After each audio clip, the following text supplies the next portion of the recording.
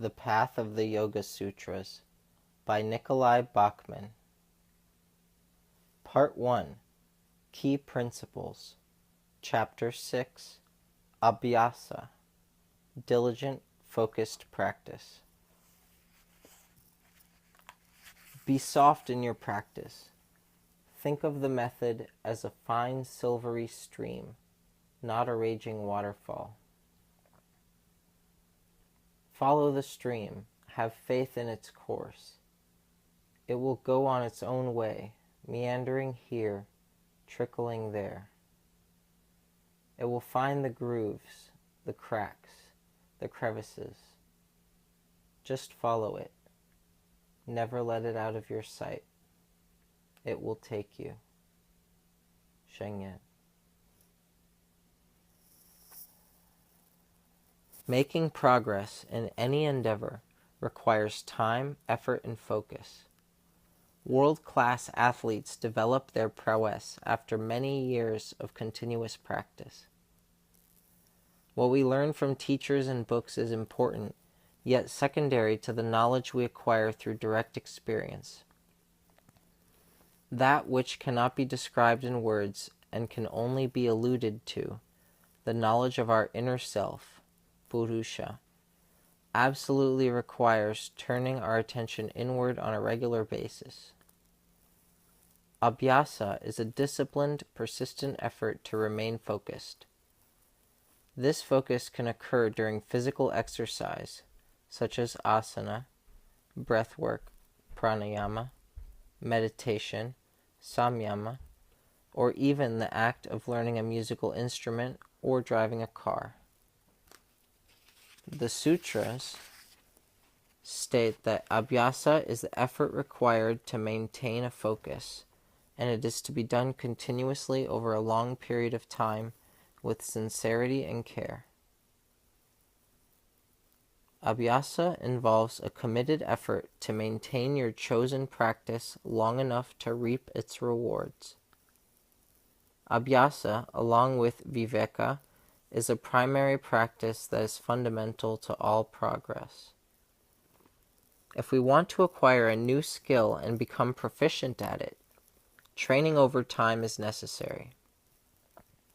Going to an institute of learning, such as a university or trade school, provides the structure, duration, and teaching required to achieve our goal. Continuing education is helpful for keeping our skills up to date.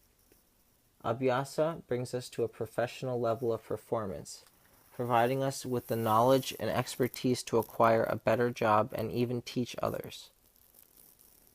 Abhyasa can also apply to understanding another person. Focusing on that person regularly over time, with sincerity and respect, allows us to truly understand her better. Understanding others helps us understand parts of ourselves.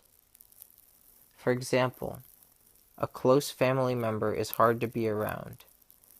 You create a practice with the purpose of improving your relationship with her. Let's say your mother is always giving you unsolicited advice.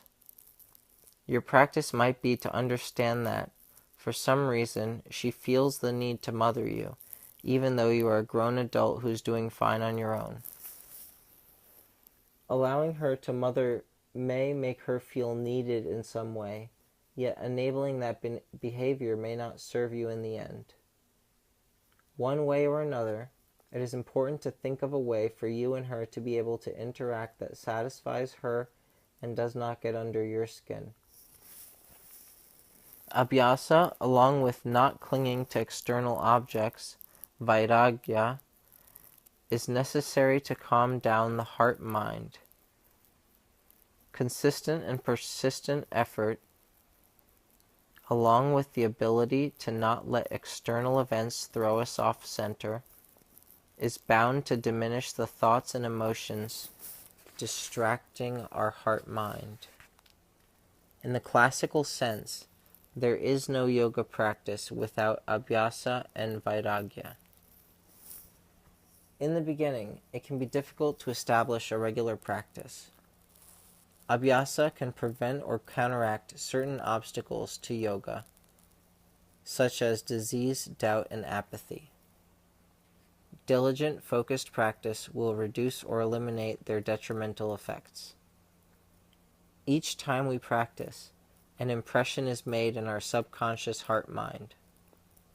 Over time, the abhyasa becomes a habit, samskara, that eventually becomes stronger than other less helpful habits. As the momentum of this abhyasa strengthens, practicing becomes easier, and the beneficial results accrue. For example, we want to learn how to cook our own meals instead of eating at restaurants all the time. At first, it takes a while to acquire the ingredients and follow the recipes. Each time we make the same dishes, they become easier. Eventually, the recipes that began as difficult and time-consuming seem fast and simple. For another example, if you come down with a disease that is hard to shake, establishing healthy dietary, exercise, and lifestyle habits can help you overcome this obstacle and move in a positive and hopeful direction.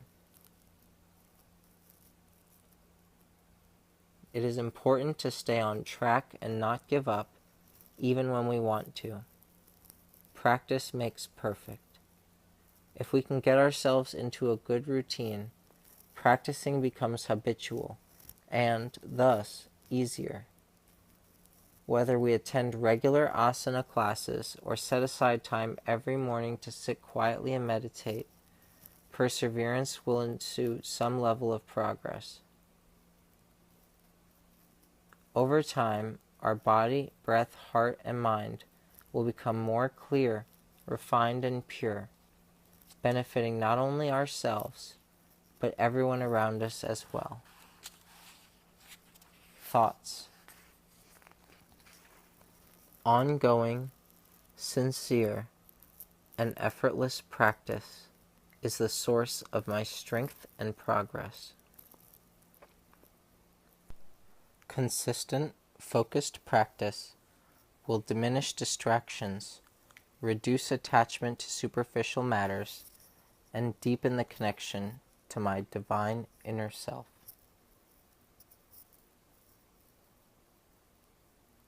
Every time I practice, it empowers me and reinforces my positive direction. Exercises. If you do not yet have a regular practice, carve out some time in your day, even if it is only 10 minutes, to spend connecting with your inner self.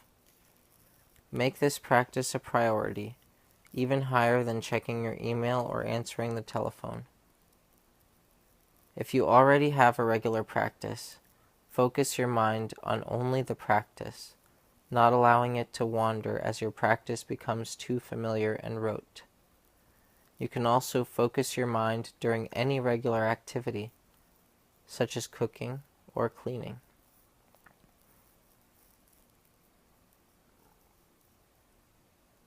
If you have a difficult person in your life, perhaps a relative, a neighbor, or a coworker, how can you practice improving your interactions with them?